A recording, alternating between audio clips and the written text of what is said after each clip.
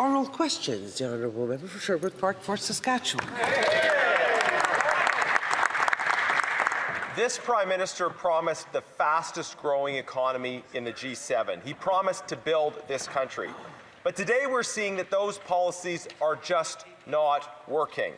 January saw a major drop in private sector employment of over 50,000 workers, a drop of 28,000 in the manufacturing sector alone. This government is presiding over a deepening employment crisis as more people are dropping out of the workforce. When will Liberals listen to the constructive solutions we have put forward and recognize that what they're doing isn't working? The Honourable Parliamentary Secretary for Minister of Immigration. Total employment, Madam Speaker, is up, in fact, by 134,000 jobs over the past year. Most of those jobs are in the private sector. We see a rate of inflation at 2.4%. That is well within the Bank of Canada's guideline, and also an unemployment rate that is now down to 6.5%. But we do not rest on that, Madam Speaker. There is anxiety in Canada. There is anxiety, but there is also resilience. Resilience that defines this country, that defines its people. What that resilience means is that there's an expectation that we work together. Will the Conservatives work with us to pass Budget 2025, measures that include benefits for his community and mine? The Honourable Member for Sherbrooke Park, Fort Saskatchewan. Madam Speaker, we will work to advance solutions that work, and we will oppose what is not working. I'm looking again, just clearly at the employment numbers. Private sector employment fell by over 50,000 in the last month. Young people overwhelmingly report that they are worse off than their parents' generation because they can't find jobs and they can't afford homes. Canadians are looking for hope, they're looking for real solutions, and that starts with the government recognizing that what they're doing is not working. When will they come to that recognition? The Parliamentary Secretary. Canadians are, in fact, looking for hope, Madam Speaker. They're looking for hope, but they're also looking for people to work together in this House of Commons, to support them at this time, in the short term and in the long term. In the short term, what this means is, and we saw it, in fact, a spirit of collaboration helped to bring about C19. C19, of course, is the Canada Groceries and Essentials benefit that will provide up to $1,900 for a family of four. But for the long term, we can work together to ensure the budget passes. Spending is there for defense that will create tens of thousands of jobs, for infrastructure to build this country up, among other things. Will they help us? The Honourable Member for Montmorency-Charlevoix. Thank you, Madam Speaker. Right now, young people in Quebec and across Canada aren't asking for the moon. They just want a job, a real job to start their lives. But what are they seeing? In January, Canada lost 25,000 jobs in the manufacturing sector, and investment is fleeing the country. Meanwhile, the only job growth is coming from more bureaucracy, not real jobs in the real economy. Young people are stuck with precarious employment or no jobs at all, while factories are closing in Baie-Comeau and elsewhere across Canada. Does this PM recognize that the economy is not creating the jobs our young people need to get started in life? The Honourable Parliamentary Secretary. Since my colleague from Quebec is talking about employment figures, and he certainly noted in Quebec we created jobs, many of them, and where we've had the lowest unemployment rate in the country. But let's also recognize that the industrial sectors directly threatened by U.S. tariffs are the ones that are suffering the greatest, and that is why yesterday we announced a new strategy for the automotive sector so we can grow automotive production capacity in Canada. The Honourable Member. Thank you, Madam Speaker. The Liberals are patting themselves on the back for their work, but we're talking about 52,000 jobs from the private sector that have been lost after years of anti-development laws, closed markets, and the flight of capital to the U.S. The results aren't there. Every week, real workers are paying the price, and it's our young people that are being told to wait, to make sacrifices. Again, the Conservatives have proposed a clear path forward. Build here, protect our jobs, unlock our resources. Will the PM work with the Conservatives to create real jobs here for our youth and defend Canada's economic sovereignty? The Honourable Parliamentary Secretary. Madam Speaker, our strategy to address these issues is in C15 and in our budget. That's our plan. It is very broad and comprehensive, and there are many measures will our Conservative colleagues do what they must, support us, so we can pass the budget as quickly as possible? Member for Dufferin-Caledon. Last night, the industry minister said the quiet thing out loud. When pressed on how many vehicles their EV rebate, Canadian vehicles their EV rebate will apply to, she admitted it's only one. So the vast majority of these EV rebates will go to foreign car manufacturers, including Donald Trump's America. You know, the guy who's tariffing our autos and put 5,000 auto workers out of work and closed 2 plants. Rather than rewarding Donald Trump's America, why don't they take the tax off all Canadian manufactured vehicles to preserve Canadian jobs and benefit all Canadian auto workers? The Honourable Minister of Environment and Climate Change. Speaker, yesterday was a great day as we stood on the shop floor of an auto manufacturer and talked about how we're not only going to keep working to support building vehicles here in Canada, but we're going to make EVs more affordable and more available for Canadians. We are doing the hard work. We are standing to support auto workers in our country because we know that we have the best industry in the world. Why won't he stand and cheer along with them? Honourable Member for Dufferin-Caledon. The last time they ran EV rebates between 2019 and 2025, 99% of the rebates went to foreign-made vehicles, including Donald Trump's United States. So while we're in the middle of a trade war and Donald Trump is tariffing our vehicles at 10%, leading to the closure of 2 manufacturing plants and the layoff of thousands of workers, Donald Trump's Buy America program is going to be benefited by Canadians buying American EVs, subsidized by Canadian taxpayers. This is outrageous. It's not a good day for Canadian auto workers. A good day would be if they adopted our plan to take the taxes off autos. That's right. Honourable Minister.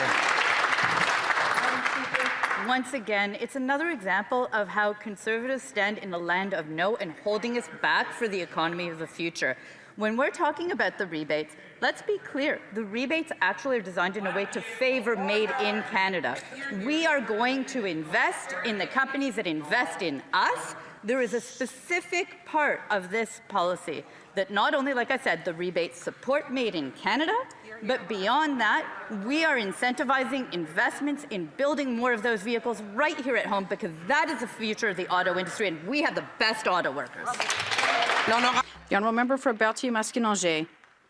Madam Speaker, some retirees have not received their old age pensions for 9 months, or they're receiving the wrong amounts because of the QRM software in Ottawa.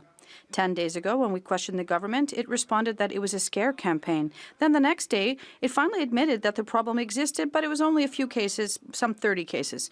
Well, yesterday, in a dramatic turn of events at committee, the minister recognized that 85,000 people are affected. 85,000. How many more people will it take before the Liberals stop sweeping this problem under the rug? The Minister of Labour. Madam Speaker, like the minister has said, the department is working as quickly as possible to resolve these issues and to ensure that the personnel has the necessary tools to pay these benefits effectively. More than 7,000 seniors are now receiving their payments on time. We are currently modernizing this decades-old system so we can improve the payment of benefits for all seniors in the future. Thank you. The Honourable Member for Berthier-Masquinongé. Madam Speaker, imagine there are retirees who are listening to these answers and who are having problems with their old age pensions, and the Liberals went from 30 days, 10 days ago, to 85,000 yesterday. And that's the worst cost overrun with the QRM software. It's the human cost, actually. And the worst is that even yesterday, with 85,000 victims of this software, the Liberals were still treating this issue as if it was just a series of isolated incidents. When 85,000 people fall through the cracks of this system, there is a major problem, Madam Speaker. When will the Liberals fix this? Secretary. Madam Speaker, this is a major update of a decades-old system. The Minister's Cabinet contacted Block's members to obtain the names of seniors who were in urgent need of assistance in solving this problem, and we still haven't received a reply from the member with respect to the names of these constituents. And the department will continue to work to deal with these cases while pursuing the modernization of the system to guarantee that seniors do receive the benefits they need.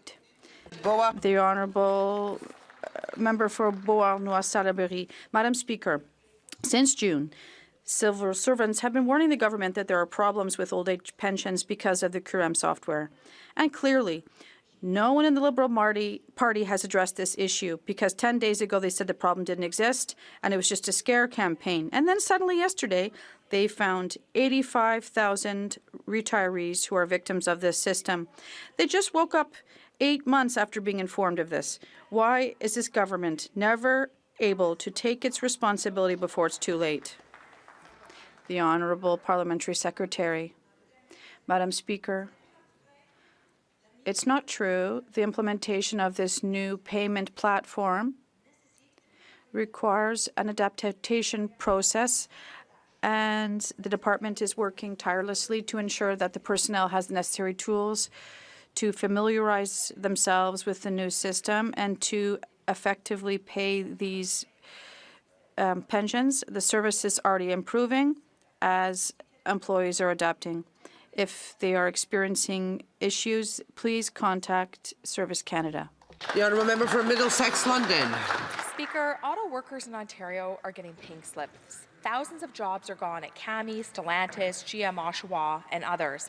And now this Prime Minister is forcing taxpayers to subsidize over $2 billion worth of foreign EVs.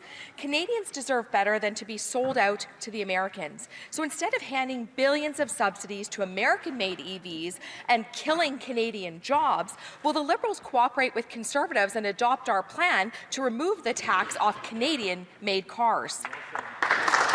The Honourable Parliamentary Secretary. Today, the government announced this new auto industry strategy. It is a comprehensive strategy that will invest in those that invest in Canada. We will continue to protect Canadian production of automobiles, and we firmly believe that the future of the industry is in electrical vehicles, and there will be assembly of electrical vehicles in Canada, Madam Speaker. The Honourable Member for Middlesex, London. Speaker, let me clarify this and put this clearly for Canadians.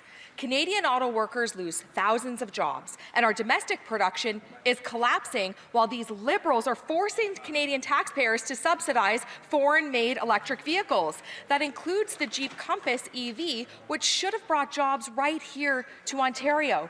So when will the Liberals stop their betrayal and adopt our plan to remove the tax on Canadian-made cars to save jobs here at home? The Honourable Minister. Madam Speaker, once again, we have the best auto workers in the world right here in Canada. We are there to support them, and we are facing unjustified tariffs from the United States. The Conservatives don't seem to ever like to talk about that, but that is actually what our auto industry is facing into us, and that is why we have specific programs we're putting in place to support our workers in difficult times. But beyond that, we're building for the future, and that is what they never do. We are building for the future. We're supporting our auto workers. We were there side by side with auto workers, and we made this announcement, and we're going to be with them. The Honourable Member for Leeds, Grenville, Thousand Islands, Rideau Lakes. President Trump slapped unjustified tariffs on Canadian autos, and thousands of Ontarians were put out of work as a result. Canadians need a plan that supports Canadian manufacturing and Canadian jobs. Only one Canadian vehicle qualifies for the Liberal EV subsidy, and that doesn't meet the moment. Will the government work with Conservatives, adopt our plan, and take the tax off Canadian-made autos to support Canadian auto manufacturing? The Honourable Minister. Madam Speaker, Canadians understand that we're facing an unprecedented time. It's a rupture when we're facing unjustified tariffs from the United States, which the Conservatives never talk about. But we understand the impact on our workers. And in fact, the auto strategy announced yesterday included supports for our auto workers, including things like work sharing, because we understand their needs and we are there by their side. But we are not only there for this tough time, we are there to build for the future, to make sure they have the jobs of the future. We are going to keep working for a strong auto industry. Why won't they?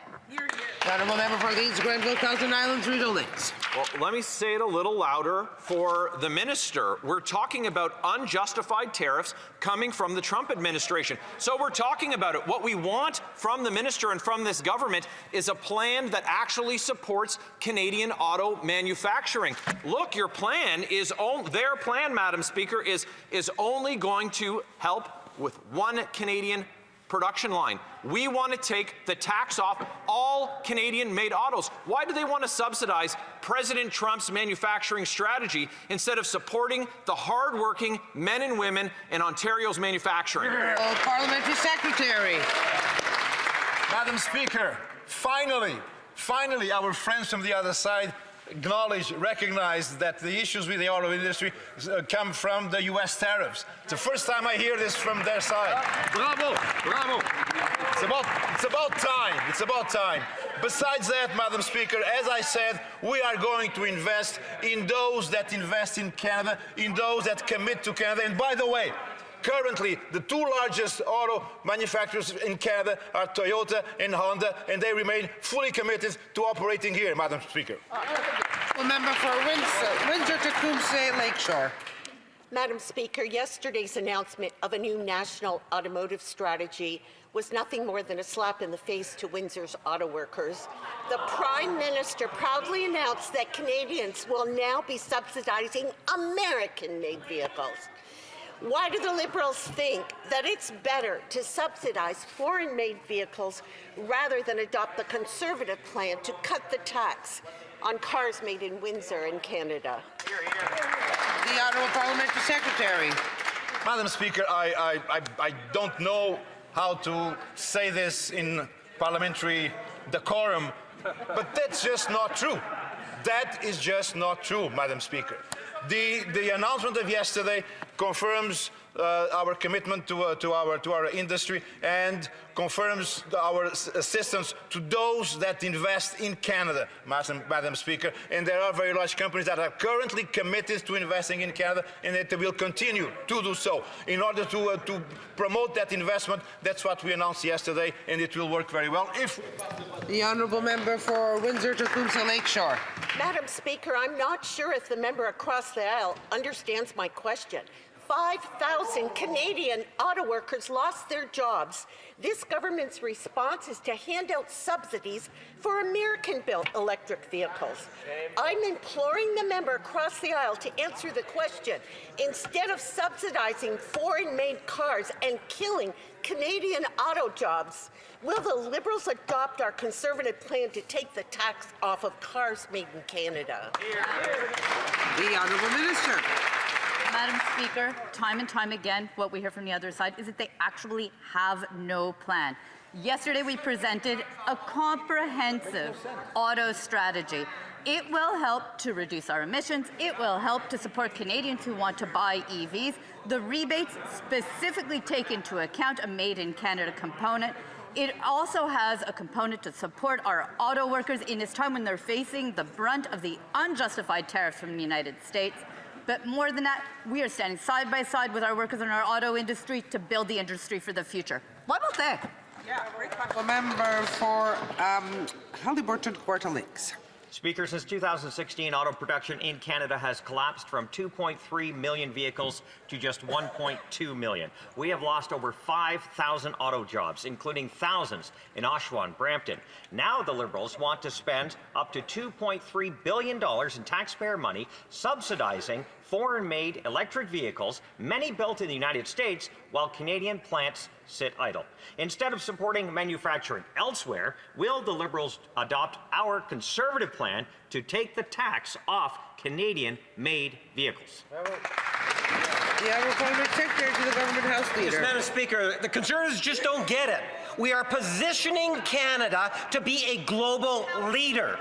It's important that the Conservative Party recognize the need for Canada to act. One of the ways in which they can do that, Madam Speaker, is stop the filibustering on our budget implementation bill. If they want to deliver something for Canadians today, the best thing that they can do is they can stand in their place. The Honourable Member, can we have order so the Honourable Member can answer and we can go through question period? The Honourable Parliamentary Secretary, 5 seconds. Stop, Madam Speaker. 5 seconds. Well, let me give a clear message. You want to help Canadians? Time to stop filibustering and allow budget implementation. The Honourable Member for Rimouski-La Matapédia. Madam Speaker, the scientific community is concerned. The Liberals are cutting 20 jobs at the Maurice Lamontagne Institute in Mount Joly, a major regional scientific hub and a gem of research. And this is a worrying loss of expertise that jeopardizes both regional and economic development in our regions. And this also reduces the ability of the Department of Fisheries and Oceans to act on evidence, which is already a serious problem there. Can we really afford to weaken science just to save a few pennies? Thank you for the question. And it is an important issue, Madam Speaker. I think science played an integral role in the building up of agriculture and agri-food in this country, and it's going to continue. I had the opportunity to meet with the president of the University of Saskatchewan just this week. I was in Laval at their university as well. We had good discussions. It's important that we move forward with a revised science program, Mr. Speaker, and we'll continue to do that. Thank you, Madam Speaker. The Honourable Member Rimouski. Madam Speaker, Liberal cuts in science are piling up. In addition to the 20 jobs lost at Maurice Lamontagne Institute, there have been cuts to agricultural research affecting more than 1,000 workers across Canada. In Quebec City, the Agricultural Research Centre is closing completely after nearly 60 years of operations. Unions are denouncing a major loss of expertise. Frankly, this reminds us of the Harper government years, which muzzled silence. In an economic context where we have to reinvent ourselves and stimulate the economy, how can the Liberals continue to cut science? The Honourable Minister. Thank you, Madam Speaker. Mr. Speaker, we're spending less to invest more in science in this country. Science is extremely important. It's extremely important for trade. We are maintaining our presence in every single province, and we remain the largest agriculture institution in this country. Mr. Speaker, Madam Speaker, by streamlining research and development, we can build a strong, resilient future for science. Thank you, Madam Speaker. The Honourable Member for Mégantic-L'Érable, Lotbinière. This Prime Minister wanted to dazzle Canadians with his grand promises to build on a scale like never seen before in Canada. But it's just a big illusion. What did he really do? He promised a deal with Trump, but tariffs went up. He promised homes, but he created offices for public servants. He promised to accelerate major projects, but not a single shovel in the ground. The results are more disappointing, and now we've learned that Canada has lost 28,000 jobs in January, and it's the small and medium business size workers that are paying the price. Instead of giving up, will the Prime Minister work with the Conservatives to restore Canadian sovereignty? Parliamentary Secretary. Madam Speaker, as my colleague noted earlier, overall employment is up over the past 12 months and wages continue to rise. These are proof points of an economic plan that is in action but is not over. This government brought forward this fall our economic plan in our budget, C-15, which is before the House, that's going to create tens of thousands of jobs in the skilled trades. It's going to bring forward tax cuts that are going to grow our economy and increase investment. It's going to create major new investments in housing, in infrastructure, in some of the largest projects that this country has seen. When will the Conservatives put those small differences aside, start cheering for Canada? The Honourable Member for Mégantic-L'Érable, Madam Speaker, we've been following their plan to adopt C-15, and they are the ones who tabled the timeline and then accuse us of filibustering this. It's ridiculous. Since they've been in power, what's happened? $58 billion in investment has fled Canada to the U.S., just like the headquarters of Brookfield. We're talking about 51,000 manufacturing jobs that have been lost last year. Will this Prime Minister support our bill on Canadian sovereignty to reward those who are building our economy rather than remaining passive while our jobs continue to go to the U.S.? The Honourable Parliamentary Secretary. Short answer, no, we will not support my colleague's motion. That's clear, at least they know that. Now, the Canadian economy is going through a very complex period triggered by the trade war tariffs from the U.S. We've also shown a great resiliency in our economy. Problems are global, but the Canadian economy has shown that it is able to adapt to these major geopolitical changes. We are doing so, and to do this, we need to pass our budget, so let's work together. Inaudible. The Honourable Member for Côte-du-Sud, Rivière-du-Loup-Kaministiquia. Madam Speaker, the Prime Minister has talked about problems, but still thousands of Canadians are struggling to make ends meet. 25,000 jobs lost in January and $58 billion investment lost to the U.S. since the beginning of his term. This is unacceptable. Fortunately for the PM, Conservatives have proposed the Canadian Sovereignty Act to protect our industries and reduce our dependence on the U.S. Madam Speaker, will this Prime Minister finally work with us to protect Canada's sovereignty in the face of American threats? The Honourable Parliamentary Secretary. Thank you, Madam Speaker. For a party that doesn't believe in climate change, they're doing a great deal of recycling. We hear this in the House constantly. Madam Speaker, our plan to build is working, and yesterday we tabled legislation to enhance Build Canada homes that will build housing across Canada, and we're doing so by stimulating steel, aluminum, wood sectors that are going through a tough time right now. We're protecting jobs, and our plan is supported by municipalities, by citizen organizations, and we hope they'll support it as well. Since last October, the forest sector is suffering from U.S. tariffs. In January, the manufacturing sector has been hit hard by losses of 28,000 jobs. Instead of working to solve these U.S. tariffs and support Canadian companies, the Prime Minister would rather let Chinese EVs in. Can the Prime Minister work with the Conservatives on the real issues and defend forestry workers?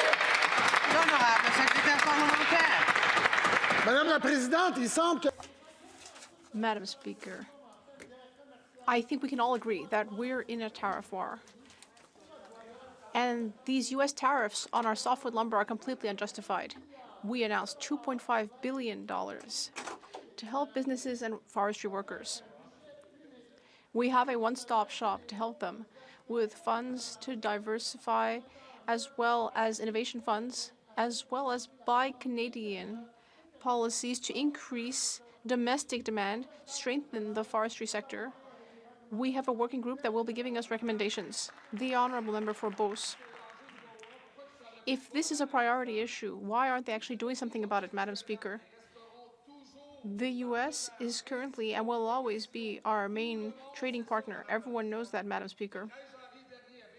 On January 13th, in Bécomo, 346 forestry workers lost their jobs. When will the Prime Minister start working with the Conservatives and defend our workers in regions like Beauce? The Honourable Parliamentary Secretary. Madam Speaker, I'm a bit surprised to hear what my colleague said. Because the Conservatives have been blocking the $2.5 billion in assistance that our government included in the budget for the forestry sector.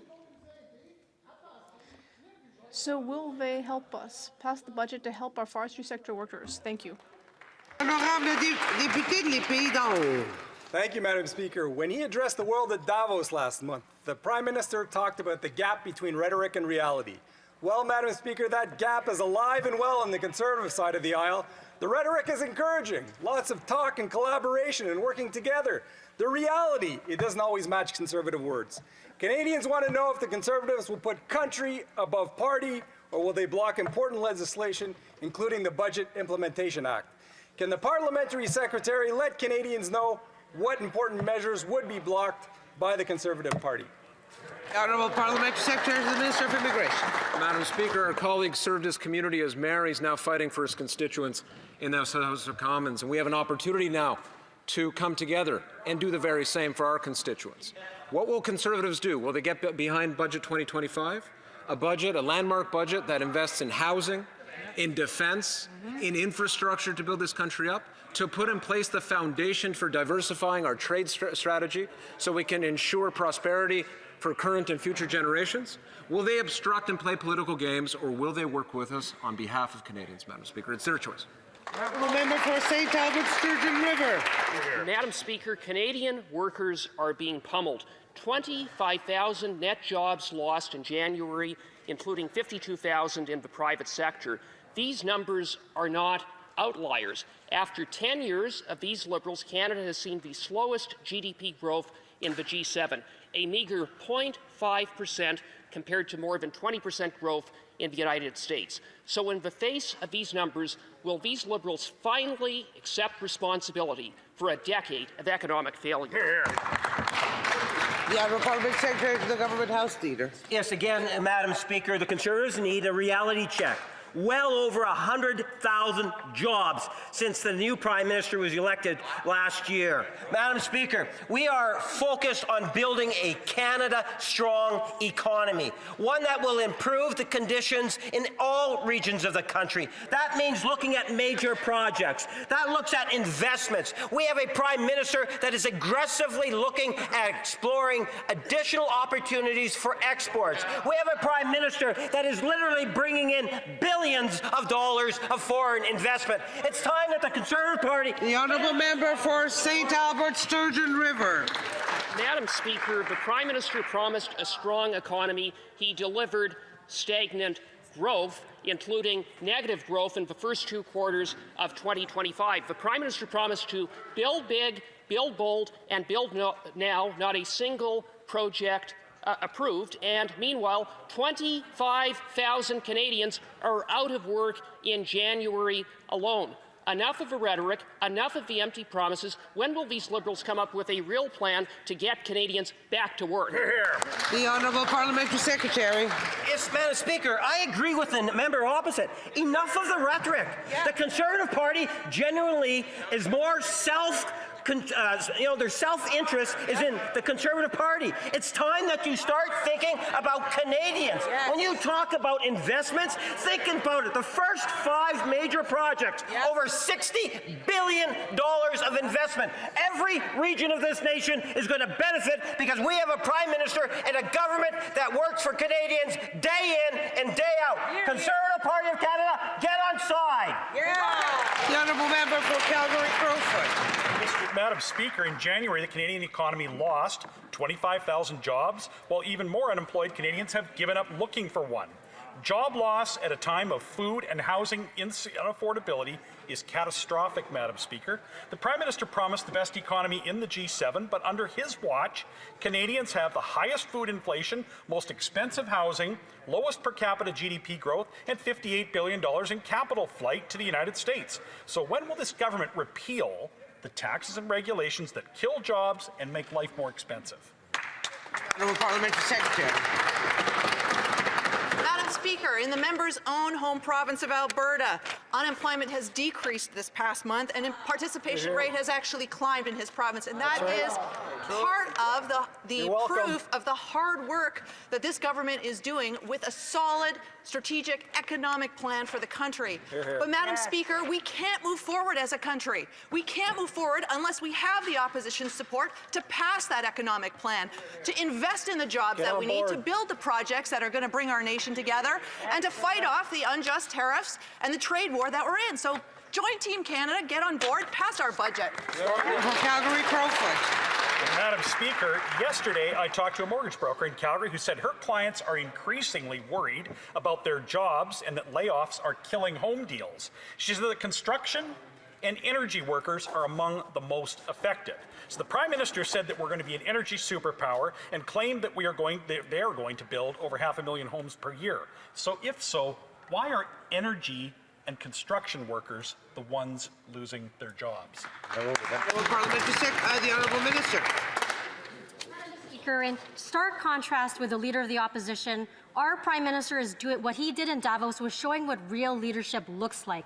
In Davos, the Prime Minister said middle powers must act together because if you're not at the table, you're on the menu. Madam Speaker, thanks to our Prime Minister, Canada is at the table. We're securing multi-billion deals with many different countries, including Indonesia and China. You know what this is going to do for Canada? This is going to double exports. It's going to create more jobs. It's going to make life more affordable and support our local businesses right here in our country, Madam Speaker. That is real leadership. The Honourable Member for Sarnia, Lambton, Bequadjana. Madam Speaker, Canada has lost over 5,000 automotive jobs. 32 paper mills have shut down, and in my riding, 3 facilities are shutting down. 51,000 manufacturing jobs have been lost in the year since the Prime Minister took charge. He said he was going to build, baby, build, but the only thing he's built is the highest unemployment rate for youth we've seen in a generation. So will the Prime Minister do what he promised, build at a scale we haven't seen in generations, and work with Conservatives to restore Canada's sovereignty in the face of American threats? L'honorable secrétaire parlementaire. Madam President, Madam Chair, we have a plan to build and build strong across the country, including in the forestry sector, where we're going to use our wood for things like Maison Canada and Buy Canadian Act. But for that, we need to be able to implement the budget that we presented, and we need the cooperation. And when are the Conservatives going to get on board with us to implement this Build Canada Strong program? Thank you, Madam Speaker. The Honourable Member for Sarnia, Lambton, Bequadjana. Madam Speaker, where is the urgency? 67,000 jobs were lost in Ontario last month. Young people can't find work. Canadians are worried about paying their mortgage and affording groceries. So will the Prime Minister do what he promised, build at scales we haven't seen in generations, and work with Conservatives to restore our sovereignty in the face of these American threats? Honourable Parliamentary Secretary. Thank you, Madam Speaker. This is exactly what we're doing. We're building Canada strong, and we're building more and more housing. We're building at speed never seen before. Just yesterday, we put in the House the bill to enact Build Canada Home. Day after day after day, you are in this House talking to us about, Madam Chair, talking to us about affordability, but yet they are blocking everything. I'm sure Canadian and Conservatives riding would like to see going forward the proper measures we're putting to put more food on the table. Thank you, Madam Speaker. Member for Brandon Surrey. Madam Speaker, Canadians are being crushed by the Prime Minister's failure to get the economy moving again. StatsCan confirmed Canada lost 52,000 private sector jobs last month, including 28,000 manufacturing jobs, a sector Manitoba families rely on, from aerospace in Winnipeg to value-added ag and resource processing across our province. Since the Prime Minister took office, $58 billion in investment has fled to the U.S., while the only job growth here has come from hiring more bureaucrats. Will the Prime Minister explain why his rhetoric about building and growing the economy means lost jobs for Manitoba families? The Honourable Parliamentary Secretary.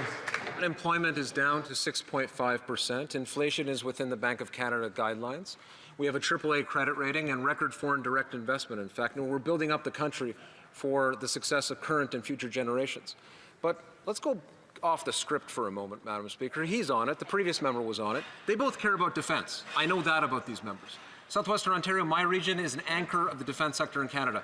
We can all bring jobs to our communities and sustain them by supporting this budget because it is a landmark budget for defence. What will he do? What does he have to say to that? For Brandon Surrey. Madam Speaker, these members want to talk about defending our veterans. They've just closed the Veterans Affairs office in Brandon and moved it out to CFB Shiloh. So I think that's a bit rich coming from the member. But anyway, Manitoba workers want to build. That's what the question was about. Whether it's critical minerals, forestry, or manufacturing, uncompetitive Liberal laws have killed the jobs market. So while plants are cutting shifts and communities worry about their future, the Prime Minister promised to build at speeds never seen. When is he going to get started? The Honourable Parliamentary Secretary. We've gone back to the script, Madam Speaker. We have an opportunity. And if they don't want to listen to Liberals, as I advised just a few days ago in question period, they can listen to their former leader. Prime Minister Harper, former Prime Minister Harper, made clear that We have an opportunity to rise above partisanship now, at a moment of crisis, at a moment of rupture, to use that appropriate term. Nostalgia is not a strategy. We cannot look to the past. We have to build for the future. We have to diversify our economy, our trade relationships. We have to focus on defense like never before. We have to focus on housing like never before. What will we do? The honourable member for Cowichan-Malahat Langford. This week, the Crofton Mill on Vancouver Island shut down. Growing tariffs and lack of access to local raw logs have forced over 30 mills in BC to close. The unemployment rate in forestry doubled in the last month. On South Vancouver Island alone, hundreds of trucks arriving weekly to export raw logs to foreign countries, as approved by this government. Our proposed Canadian Sovereignty Act will legalize rapid resource development in Canada, giving mills across BC a chance to survive. Will the Prime Minister protect our industries from rising tariffs, reduce raw log exports, and work with Conservatives in the face of American threats? Good job. Hear, hear. L'honorable secrétaire parlementaire. Madam Chair, the closure of a mill is a difficult news for workers, their families, and the communities. The federal government has come forward with supports for the sector, and we urge the provincial government to work with us as partners to protect these jobs. The Forest Sector Transformation Task Force is right now hard at work to formulate recommendations to grow and build new futures for the sector. While the opposition casts blame and rage, we will continue to examine every option available because workers across Canada. L'honorable député de Terrebonne. The honourable member for Terrebonne. Madam Speaker, in just a few hours, 207 Canadian athletes will be entering the Olympic Stadium, proudly holding the maple leaf to represent Canada in the Milan Cortina 2026 Winter Olympic Games. Can the Parliamentary Secretary for Sport tell us about what this government is doing to support our athletes and how Canadians from coast to coast to coast can support Team Canada? The Honourable Parliamentary Secretary. I'd like to thank my colleague warmly for this question, and I'd like to thank her for her leadership within our government. Madam Speaker, our athletes are real ambassadors for Canada. And as the main investor in the Canadian amateur sports system, our government is proud to support Canadian athletes who are bringing together all 41 million Canadians to celebrate our unity and pride. That is why we have increased the monthly benefits for our athletes by 23%. There is also a lot of pressure on them, which is why we have invested $3.11 million additional dollars in health care for them. We all together we will support them. Madam Speaker, yesterday Health Canada officials revealed at committee that there are no age requirements at federally approved drug injection sites. In fact, Health Canada revealed there isn't even a requirement for ID.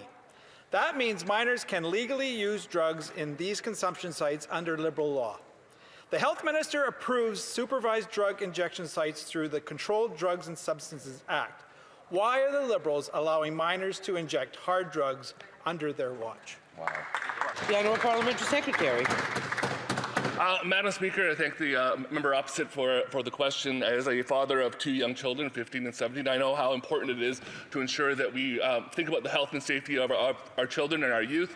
We'll work hard in ensuring that they are not in any danger of moving forward, and that's what we'll continue to do on this side of the House, and I really look forward to working with both sides of the House to ensure the safety of our young children moving forward.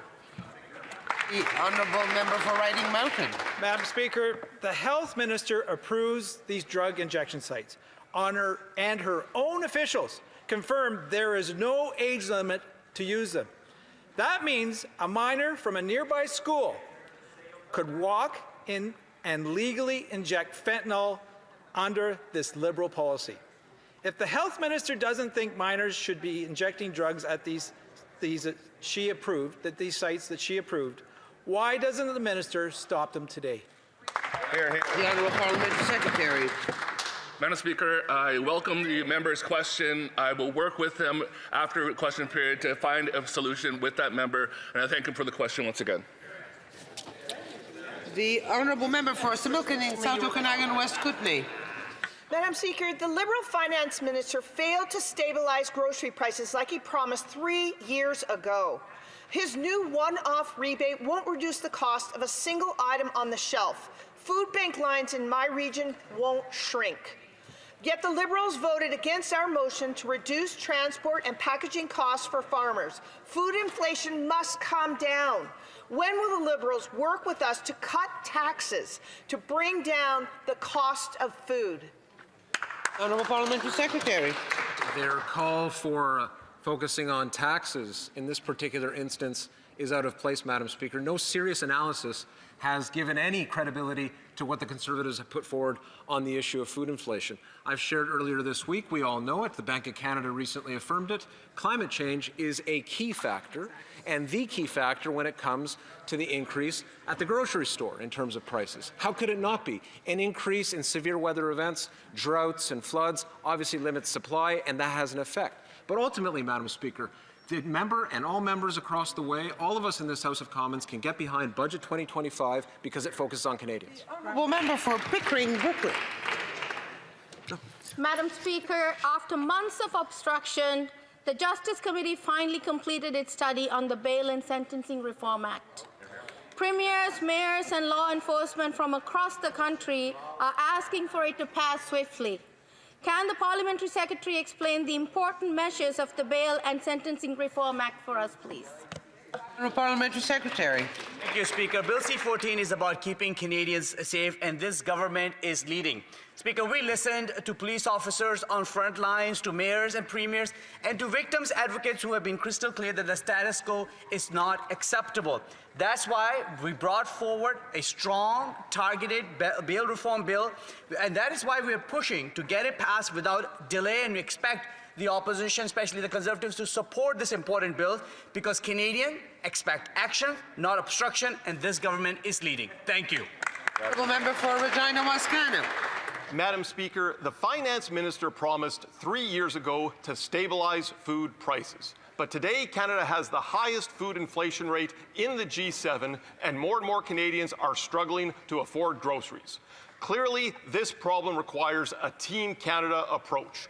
Will the Liberals work with Conservatives to cancel the industrial carbon tax, the fuel standards tax, the plastic packaging tax, and fast-track results for Canadians? Great question.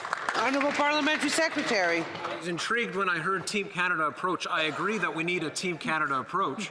I think we should focus on serious solutions. And there is solutions, Madam Speaker, for the short term and the long term. The Groceries and Essentials benefit that they collaborated on, thankfully, is just one short-term measure. And I agree that it's not a magic bullet. It is certainly not that. What do we have to do to ensure the future sustainability of this country? Budget 2025 provides an answer. For the generations that are looking at us, what will we do? Will we rise above partisanship and pass that important budget? The honourable member for Vancouver East. The Prime Minister says he wants to build Canada up, yet he's slashing over 30,000 PSAC workers delivering core public services like EI, tax credits, food inspection, and more. Admin funding for friendship centres across the country will come to an end this fiscal. The Vancouver Aboriginal Friendship Centre is also being forced to fight for survival of its gender-based violence prevention programs and its urban programming for Indigenous peoples. Will the Prime Minister stop the cuts and protect the well-being of our communities with ongoing, stable, permanent funding for friendship centres and their programs? Yes or no? Honourable Parliamentary Secretary. Thank you, Madam Speaker. Madam Speaker, first of all, I would like to thank the public servants across Canada for helping us deal with the issues that Canadians and our country are dealing with at these uncertain times. I will say that the public service, Madam Speaker, has grown by over 40% over the past decade. We are focused on delivering better, faster services for Canadians. Part of that, Madam Speaker, is ensuring that we also bring our public service to a sustainable level so that the taxpayers across Canada, Madam Speaker, get the services that they require, but at the price that they are looking for. Honourable member for Edmonton Strathcona. Madam Speaker, this week the NDP government in Manitoba took over a failing for-profit care home to protect seniors. Meanwhile, the federal government owns Revera, Canada's second largest for-profit long-term care chain. In Edmonton, Strathcona, 10 seniors died and 84% of the residents tested positive during COVID-19. Despite the efforts of hardworking staff, corners were cut, and tragedies like this occur every day at for-profit facilities across the country. When will this government prioritize the health and safety of seniors and nationalize long-term? Question, the Honourable Parliamentary Secretary. Madam Speaker, we are a government that stands squarely with our seniors. We have a long track record of defending them, of investing in long-term care, of protecting seniors through the difficult years of the pandemic. That's right. In particular, we've increased GIS, benefiting over 1 million seniors across Canada. We've increased our OAS payments to seniors over 75 when they face higher costs, expanded our earnings exemption, enhanced CPP, delivering dental care for over 6 million Canadians. Many seniors in my riding call this a lifeline to oral health that they haven't received before. I look forward to working with the member opposite in continuing to provide. That is all the time for oral questions.